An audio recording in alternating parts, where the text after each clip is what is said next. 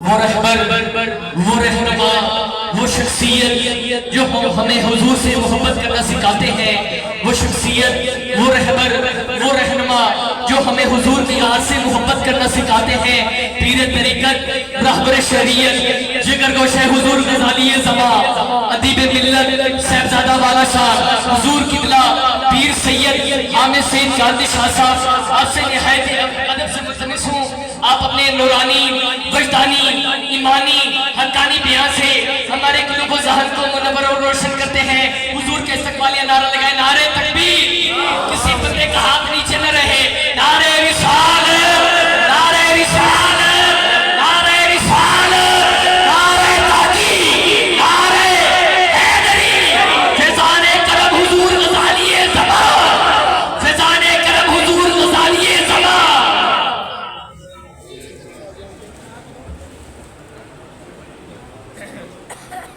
سرکار کی آمد، دلدار کی آمد، بڑے کی آمد، کی آمد، کی آمد۔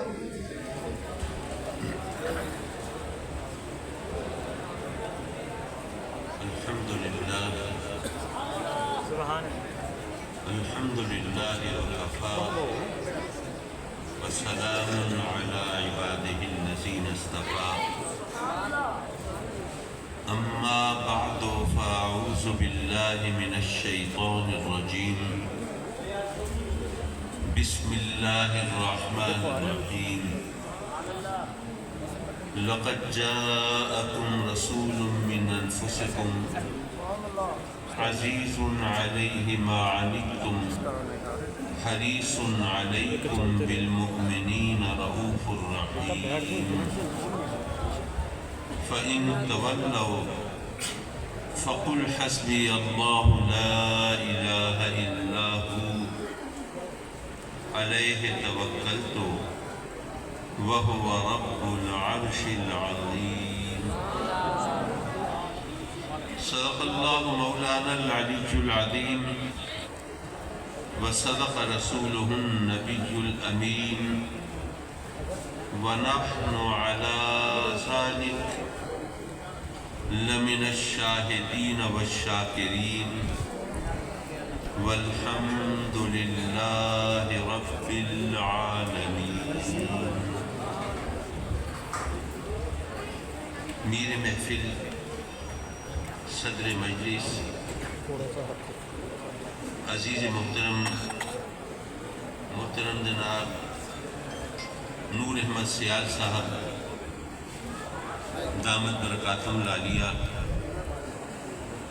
اور میرے عزیز محترم و مکرم جناب ریاض نوری صاحب، اور ماشاءاللہ اسٹیج پر تشریف فرما علماء کرام، حفاظ قرآن اور ذی وقار مہمانان گرامی اور مکرم و معزز حاضرین محفل، الحمدللہ ابھی آپ نے حفاظ قرآن کی دستار بندی کا ایک روح پرور منظر دیکھا، اور ماشاءاللہ جیسے نور احمد سیال صاحب بتا رہے تھے کہ حفاظ قرآن تو ہر سال فارغ التحصیل ہوتے ہیں، لیکن ہر سال دستار بندی نہ ہو پائی، تو اب ماشاءاللہ بہت سے حافظوں کی دستار بندی کا اکٹھا منظر یہ مزید دلکشی اور مزید اللہ کی رحمتوں کے نزول کا سبب بنا۔ حضرات مکرم، قرآن مجید اللہ کا لافانی اور لازوال کلام، بے شک میرے آقا کریم حضور علیہ السلام کو رب کائنات نے بے حساب معجزے عطا فرمائی۔ آپ نے پتھروں سے کلمہ بھی پڑھایا، جانوروں سے سجدے بھی کرائے، درختوں کو اپنی بارگاہ میں بھی بلایا، آپ نے پانی کو اپنی مقدس انگلیوں سے جاری بھی فرمایا، بادلوں کو پھاڑ کر بھی دکھایا، آپ نے چاند کے 2 ٹکڑے بھی کیے، سورج کو الٹے پاؤں بھی پھرایا، لیکن علماء نے کہا کہ میرے آقا کریم کا سب سے بڑا معجزہ قرآن ہے۔ میں سوچنے لگا کچھ تھوڑا چون چرا اگر مگر کے پھیر میں رہنے والا، ذہن بھی کچھ ایسی ساخت کہ ایسے خامخواہ ماننے کو دل آمادہ نہیں ہوتا جب تک تسلی نہ ہو، ذہن آمادہ نہ ہو۔ تو میں سوچنے لگا کہ قرآن اللہ کا کلام ہے اور یقیناً معجزانہ شان رکھتا ہے، ہم مانتے ہیں، لیکن قرآن معجزہ ہے یہ تو منوانا پڑتا ہے، دلیلیں دینی پڑتی ہیں، ثبوت پیش کرنے پڑتے ہیں۔ تو اس کے مقابلے میں اگر مثلاً کوئی کہتا کہ آقا کریم کا سب سے بڑا معجزہ چاند کے 2 ٹکڑے کرنا ہے، تو ظاہر ہے کہ یہ کوئی معمولی معجزہ تو نہیں، اور اس کے لیے کسی ثبوت کی حاجت بھی نہ ہوتی۔ تو آخر قرآن کو سب سے بڑا معجزہ قرار دینے میں حکمت کیا ہے؟ حضرات مکرم، پہلے تو میں قرآن کی معجزانہ شان تھوڑی سی بیان کرتا چلوں،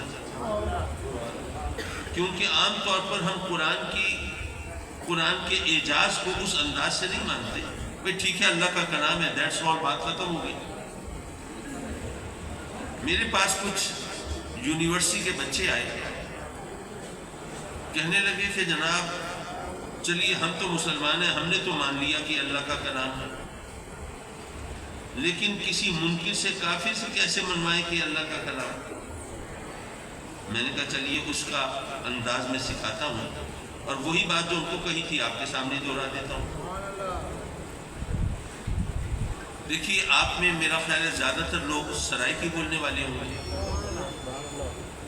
اچھا کچھ لوگ ہو سکتا ہے پنجابی بولنے والے بھی ہوں، اور ممکن ہے کہ کچھ اردو سپیکنگ بھی ہوں، اور سندھ قریب ہے، کچھ لوگ سندھی بولنے والے بھی ہو سکتے ہیں۔ میں آپ سے پوچھتا ہوں، آپ جو سرائکی بولنے والے ہیں، آپ زیادہ بہتر بتا سکیں گے کہ ریاست بہاولپور کی سرائکی اور ملتان کی سرائکی کیا ایک جیسی ہے؟ فرق ہے۔ آگے ڈی جی خان کی سرائکی وہ تھوڑا اور مختلف ہے، اور جھنگ کی جناتی سرائکی وہ بہت زیادہ مختلف ہے۔ اچھا اگر آپ پنجابی بولنے والے ہیں تو جو سرگودھا کی پنجابی ہے اور لاہور کی پنجابی ہے کیا ایک جیسی ہے؟ اور پھر آگے امرتسر کی پنجابی وہ اور زیادہ مختلف ہے۔ اگر آپ کی زبان اردو ہو تو کیا دلی کی اردو اور لکھنؤ کی اردو ایک جیسی ہے؟ اور کیا حیدرآباد دکن کی اردو جس میں ماشاءاللہ وہ قاف کو خے بولتے ہیں، اور شاعر نے کہا تھا کہ دکن کی جادوگرنی آئی دامِ زلف کو کھولے، قینچی کو یہ خینچی کہے، قسم کو یہ خسم بولے۔ قسم کھانے کے دھوکے میں خسم شاید یہ کھا جائے۔ بہرحال کوئی بھی زبان ہو، اگر انگریزی آپ کی زبان ہے تو انگلینڈ کی انگریزی اور ہے، امریکہ کی اور ہے، اور ادھر اکراس دا ورلڈ دنیا کے دوسری طرف چلے جائیں تو نیوزی لینڈ آسٹریلیا کی انگریزی اور ہے۔ بلکہ اتنے چکر چلانے کی بھی ضرورت نہیں، انگلینڈ میں ہی چلے جائیں تو لندن کی جو انگریزی ہے وہ کوئنز انگلش کہلاتی ہے، وہاں سے مانچسٹر چلے جائیں تو ان کی انگریزی بگڑ جاتی ہے، بدل جاتی ہے، وہاں پہ وہ بس کو بس کہتے ہیں، بٹ کو بٹ کہتے ہیں۔ دنیا کی ہر زبان پر 100-200 میل گزریں، زبان کا لب و لہجہ بدل جاتا ہے، تفہیم کا انداز بدل جاتا ہے، کچھ الفاظ کو سمجھنے کا طریقہ بدل جاتا ہے۔ یہ ایک ایسی حقیقت ہے جس کو آپ سب سمجھ سکتے ہیں، جان سکتے ہیں، مان سکتے ہیں۔ کچھ تھوڑا آپ کو اندازہ ہے کہ عربی زبان کتنے بڑے علاقے میں بولی جاتی ہے؟ سارے بر اعظم افریقہ میں عموماً عربی بولی جاتی ہے۔ وہ عربی بولنے والے جو علاقے ہیں ان کے درمیان ہزاروں میل کی مسافت ہے۔ حضرات مکرم اب دیکھیے جو حجاز مقدس میں جو عربی بولی جاتی ہے وہ، اور مصر میں بھی عربی بولی جاتی ہے، یمن میں بھی عربی بولی جاتی ہے، شام اور عراق میں بھی عربی بولی جاتی ہے، ان میں بھی درمیان میں فرق ہے، لب و لہجے کا بھی فرق ہے۔ محاوروں کا بھی فرق ہے، سمجھنے سمجھانے کا بھی فرق ہے، الفاظ کی تفہیم کا بھی فرق ہے. لیکن یارو، ہزاروں میل کی مسافت پر رہنے والے مختلف لوگوں سے پوچھیے کہ قرآن مجید کا کیا کوئی ایک لفظ ایسا ہے جو ایک علاقے میں کسی اور طرح سمجھا جاتا ہو اور دوسرے علاقے میں کسی اور انداز سے سمجھا جاتا ہو؟ نعرہ رسالہ، نعرہ خلافت، نعرہ حیدری. سبحان اللہ. باقی تمام چیزوں کے حوالے سے فرق ہے، لیکن قرآن کی تفہیم میں کوئی فرق نہیں. اسی طرح ایک اور چیز سمجھیے. دیکھیے، آپ کی اگر زبان سرائکی ہے تو خواجہ غلام فرید رحمۃ اللہ علیہ کی تو کافیاں ہیں. کیا ان کے تمام الفاظ اور تمام ان کے محاورے کیا آج اسی طرح سمجھے جاتے ہیں جیسے اس وقت سمجھے جاتے ہیں؟ نہیں.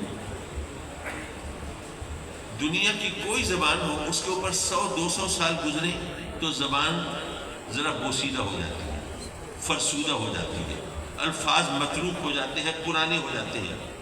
آپ اردو زبان دیکھ لیجیے، کلام غالب وہ بہت ہی شاندار کلام گنا جاتا ہے، اور اردو زبان کا وہ یوں کہیے کہ خزانہ سمجھا جاتا ہے.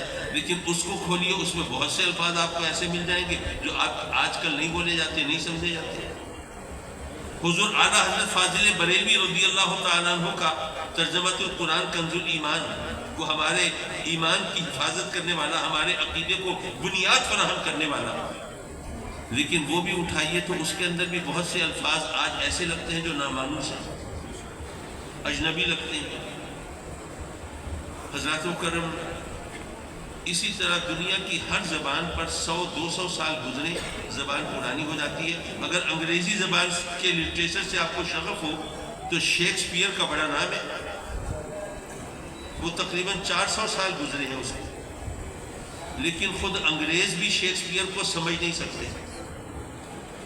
انگریز اگر شیکسپیئر کا ورک جاننا چاہیں، سمجھنا چاہیں، انہیں یونیورسٹی میں داخلہ لینا پڑتا ہے، انہیں لغتیں کھنگالنی پڑتی ہیں، انہیں ہیلپنگ بکس کی مدد لینی پڑتی ہے، تب کہیں جا کے اس کو سمجھتے ہیں. پتہ یہ چلا کہ دنیا کی ہر زبان پر زمانہ اثر انداز ہوتا ہے. 100-200-400 سال گزرے زبان بوسیدہ ہو جاتی ہے، فرسودہ ہو جاتی ہے، متروک ہو جاتی ہے، اور جو الفاظ ہیں وہ متروک ہو جاتے ہیں، ان کو سمجھنے والے نہیں ملتے. لیکن قرآن مجید کو نازل ہوئے 1500 سال گزر گئے. کوئی ایک لفظ تو ایسا دکھاؤ جس کے بارے میں کہو کہ آج کی دنیا میں یہ لفظ جو ہے اس کا مفہوم لوگ نہیں سمجھتے. یارو، وہ زبان کہ جس پر سینکڑوں ہزاروں میل کا فاصلہ گزرے اور اس کی تفہیم میں فرق نہ پڑے، اور وہ کتاب کہ جس پر سینکڑوں سال گزر جائیں، 1500 سال گزر جائیں، اور اس کی شگفتگی اور تازگی پر فرق نہ پڑے، وہ کسی انسان کا کلام کیسے ہو سکتا؟ تو قرآن معجزہ ہے. لیکن وہ سوال اپنی جگہ برقرار رہا کہ آخر قرآن کو معجزہ، سب سے بڑا معجزہ قرار دینے میں کیا حکمت ہے؟ اس کو میں آج کے ماحول میں شاید زیادہ بہتر انداز سے سمجھا سکتا ہوں. دیکھیے، جو بھی نبی آتا ہے نا دنیا میں، اللہ اسے معجزہ عطا فرماتا ہے، کیونکہ نبی کی پہچان معجزہ ہے. نبی کی پہچان معجزہ ہے. ورنہ آپ کو کیسے پتہ چلے گا کہ جو فاران کی چوٹیوں سے صدا آ رہی ہے کہ میں نبی ہوں، اور ادھر قادیان کے جنگلوں میں بھی کوئی بول رہا ہے میں بھی نبی ہوں، تو کس پر اعتبار کریں؟ کس کی بات مانیں؟ تو علماء نے بتایا کہ جو سچا نبی ہے وہ معجزہ دکھائے گا، جھوٹا نبی کبھی معجزہ نہیں دکھا سکتا. تو معجزہ نبی کی پہچان ہے. اچھا، معجزہ کسے کہتے ہیں؟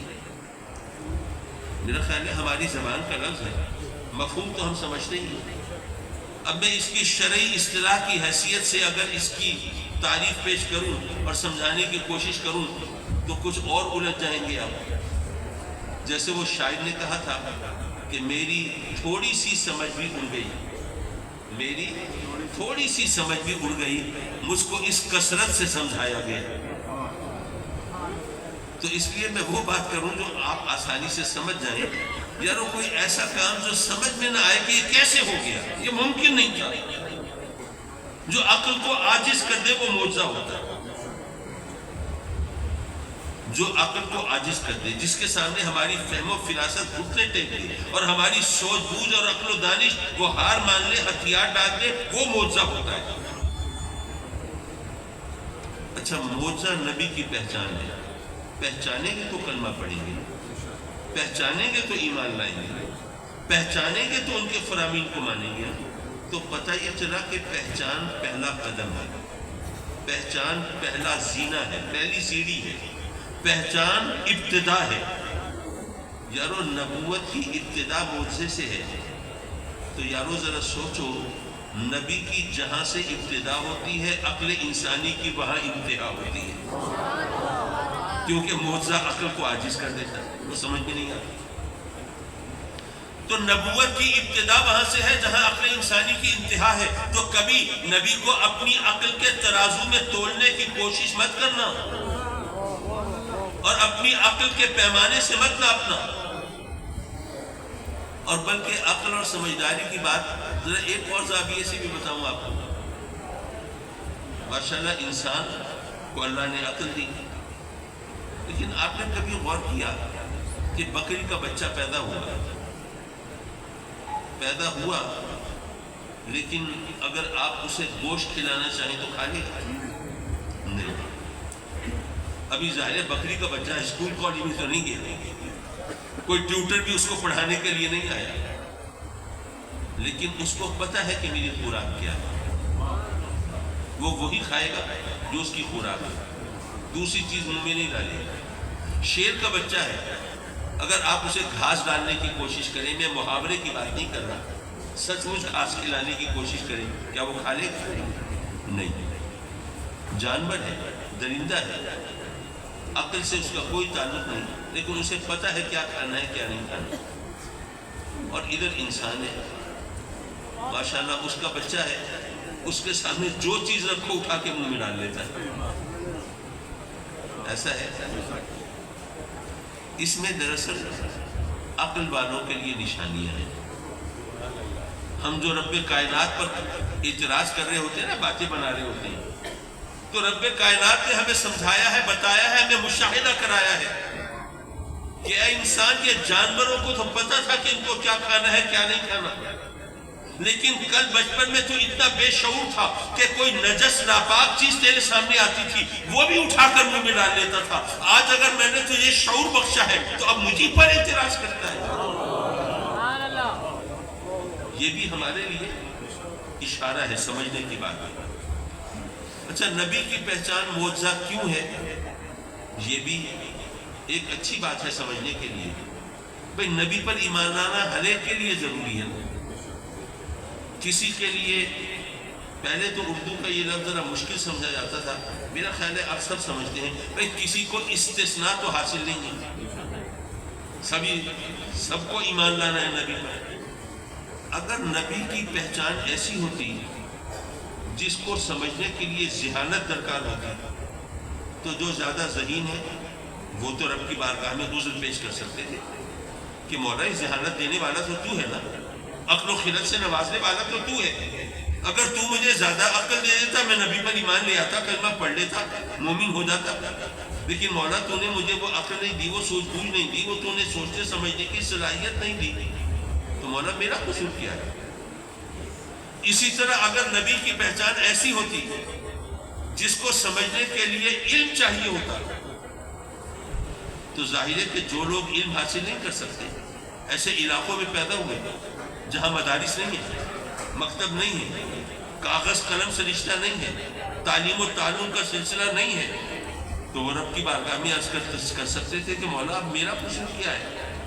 میں اب اس علاقے میں پیدا ہوا جہاں پہ پڑھنے لکھنے کا چلن ہی نہیں تھا، جہاں پہ کوئی مکتب کوئی مدرسہ ہی نہیں تھا، جہاں پر کوئی تعلیم دینے کا سلسلہ اور کوئی سوچ ہی نہیں تھی، تو میں کیسے پہچانتا نبی کو؟ تو اس لیے نبی کی پہچان ایسی ہے کہ جہاں پر عالم یا جاہل ہونے سے فرق نہ پڑے اور ذہین، جینیس یا کن ذہن اور غبی ہونے سے فرق نہ پڑے. اور وہ پہچان کیا ہے؟ وہ معجزہ ہے. معجزہ نہ عالم کی عقل میں آتا ہے نہ جاہل کی عقل میں آتا ہے، نہ وہ انتہائی ذہین اور جینیس کی عقل میں آتا ہے، نہ کن ذہن غبی اور کم فہم کی عقل میں آتا ہے. اس کے سامنے سب برابر ہے. حضرات مکرم، ہر نبی کو اللہ نے معجزے عطا فرمائے. حضرت عیسیٰ علیہ السلام نے مردوں کو زندہ کر کے دکھایا. موسیٰ علیہ السلام نے جب پتھر پر عصا مبارک مارا تو پانی کے چشمے ابل پڑے. سیدنا سلیمان علیہ السلام کا تخت ہوا کے دوش پر محو سفر رہتا تھا. یہ سب باتیں ہم مانتے ہیں، تمام انبیاء کو معجزے ملے. لیکن کیا آپ کے پاس کسی ایسے شخص کا فون نمبر موبائل میں ہے جس کو حضرت عیسیٰ علیہ السلام نے زندہ کیا ہو؟ کچھ نہیں.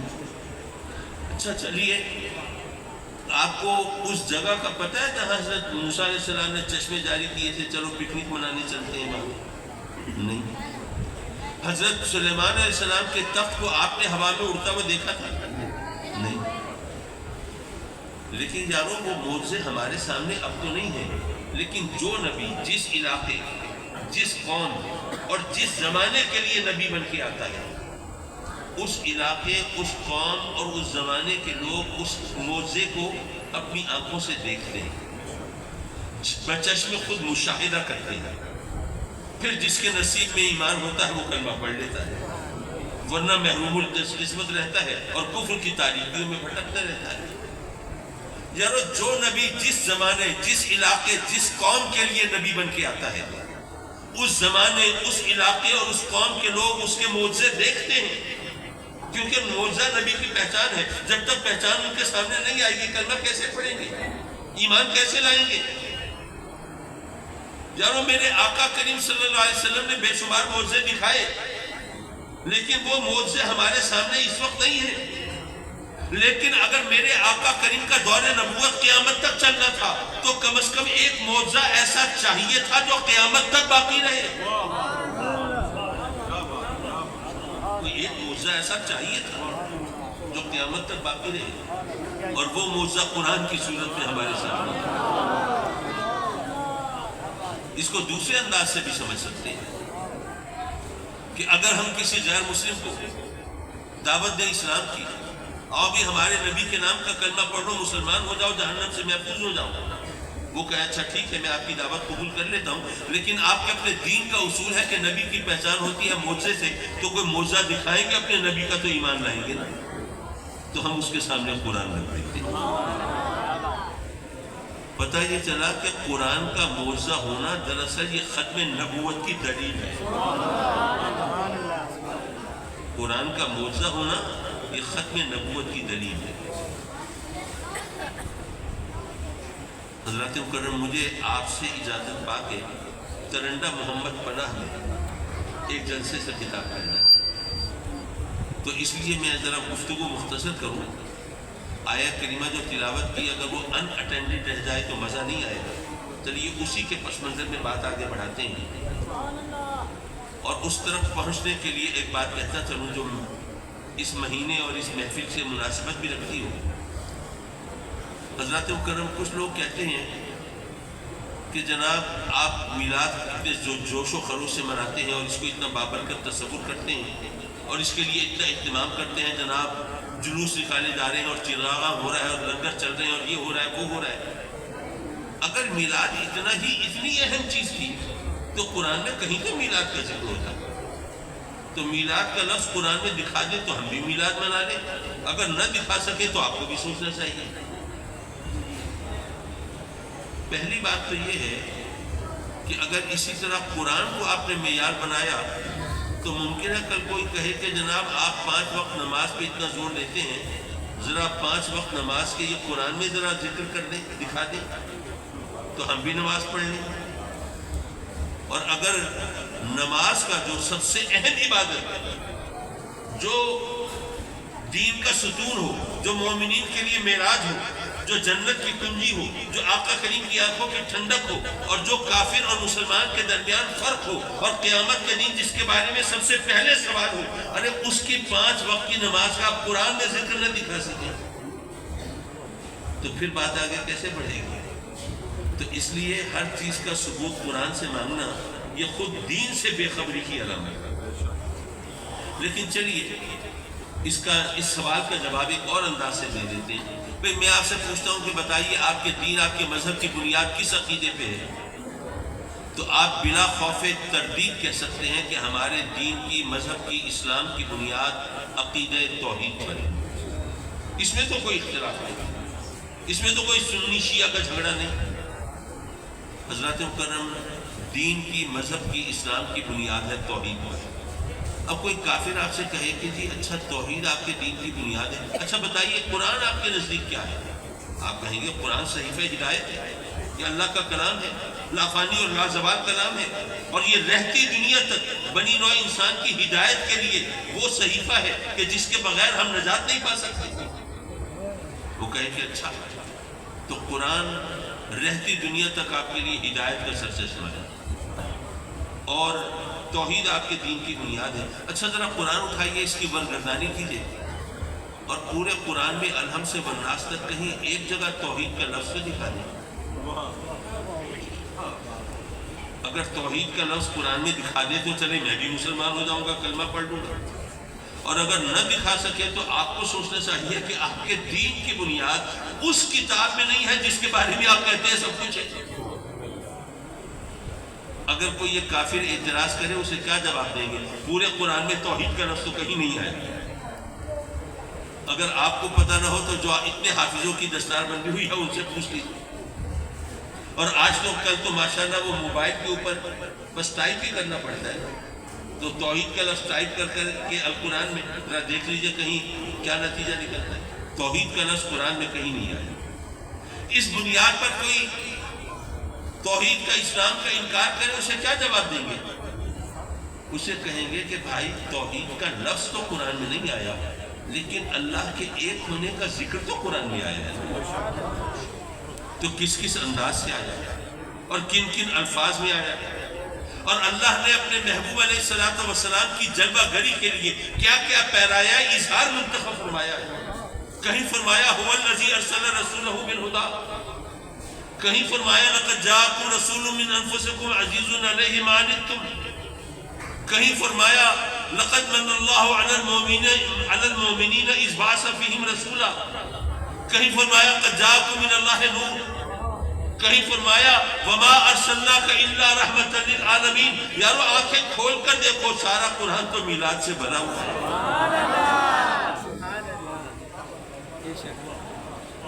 حضرات مکرم،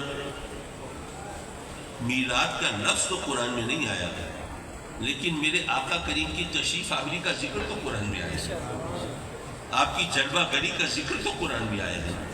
تو جس طرح توحید کا لفظ تو قرآن میں نہیں آیا لیکن اللہ کے ایک ہونے کا ذکر آیا ہے نا، وہی توحید کی بنیاد ہے، وہی توحید کی اصل ہے، وہی توحید ہے۔ تو میں بھی کہتا ہوں میلاد کا لفظ تو قرآن میں نہیں آیا لیکن آقا کریم کی تشریف آوری کا ذکر تو قرآن میں آیا ہے، یارو وہی میلاد ہے۔ لقد جاءکم رسول من انفسکم، رب کائنات نے ہمیں آقا کریم کی میلاد منانے کا سلیقہ سکھایا ہے۔ اے میں لوگوں، اگر صرف اتنا کہہ دو گے کہ 12 ربیع الاول کو صبح صادق کے وقت مکہ المکرمہ میں میرے آقا کریم جلوہ فکن ہوئے